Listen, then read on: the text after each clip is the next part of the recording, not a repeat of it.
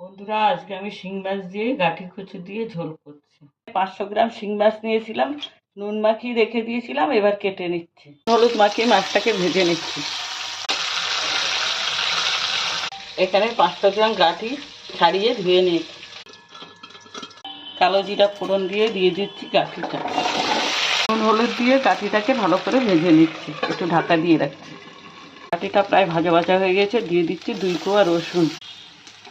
রসুনটা সাইড করে দিয়ে দিচ্ছি একটা পেঁয়াজ, ভালো করে ভেজে নিচ্ছি। দিয়ে দিচ্ছি লঙ্কার গুঁড়ো, দিয়ে দিচ্ছি জিরে। করে কষানো হয়ে গেছে, এবার দিয়ে দিচ্ছি ঝোল। তাতে আগে নুন দিয়েছিলাম, এবার পরিমাণ মতো নুন দিয়ে ঢেকে দিচ্ছি। ঝোলটা ফুটে গেছে, এবার মাছগুলো দিয়ে দিচ্ছি। ফুটে গেছে, কাঠিও সিদ্ধ হয়ে গেছে, এবার দিয়ে দিচ্ছি ধনে পাতা। হয়ে গেছে, নামিয়ে নিচ্ছি।